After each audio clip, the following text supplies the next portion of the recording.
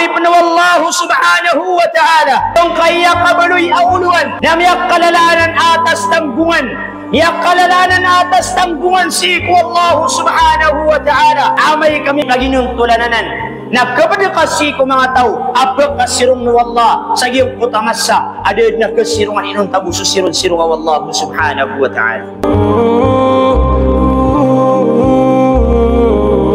Maganayron na iyong kanan apa kalidasan ni Allah bakasirong ni Allah sa iyong kuta sirun-sirung ayan maana amak kadadayasiran sa iyong kuta masa aswalungan na ayakarin niyan si ko mga tao nasa sarangkaw na iyong kuta ay maana niyan na imamul adil iyong kuta dito mauntol alladhi yahkumu baynan nasi bilhaq wala yattabi'ul hawa maganayat di Nabi sallallahu alaihi wasallam apa kasirong ni Allah sa iyong kuta sirun-sirung ayan na iyong kuta ay maana niyan na dito ama untol iyong kuta imam ama untol ay hukum yan si ko mga tao ag iyong kuta benar nagu kanaban yan pagpagunot iyag iyong kuta baya ginawan yan hinansukat teru Allah subhanahu wa ta'ala huniyat teru yan si ko Daud alaihi salam qala Allah jalla jalaluh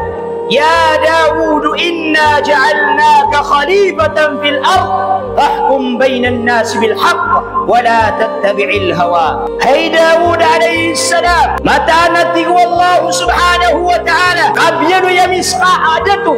biar yamisqa adatu sagiyang kay aliyawang ulukka na pokom nakasi ko mga tao agyong kuta benar na ubang kaunuti suyamanan yan na baya ginawang ka maurip na Allah subhanahu wa ta'ala yung kaya kabaloy auluan yung kaya kabaloy nga auluan na may kalalanan atas tanggungan may kalalanan atas tanggungan si ko Allah subhanahu wa ta'ala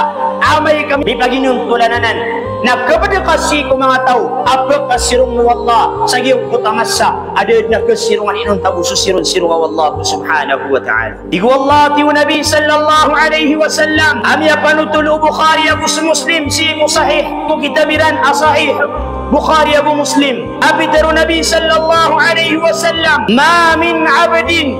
yastar'ihi Allahu ra'yatan yamutu yawma yamutu wa huwa ghasun li ra'iyatihi illa harrama Allahu alaihi al-jannah. Iku Nabi sallallahu alaihi wasallam apa kita kairun wallahu subhanahu wa ta'ala. Iku Nabi sallallahu alaihi wasallam apa siya koripan apa kita kairun wallahu subhanahu wa ta'ala. Agyang kutabitik kaya niyan yamutu yawma amapat sa kaniyan kapantagan sa kaniyan akapatay agyang kutapagitit kayron agyang kutapakindiretuanon na pagpagakan niyan sa emaanan niyan na pagtaw niyan pagpagakan niyan sa pagtaw niyan di niyan di pamanakawan agyang kutamaanan niyan na pagnaro pagtaw niyan illa harramallahu alaihi al-jannah inunta tibu Nabi sallallahu alaihi wasallam na papas nun wallah haram nun wallahu subhanahu wa ta'ala agyang kutakapakasuldiyan si iku surga la ilaha illallah.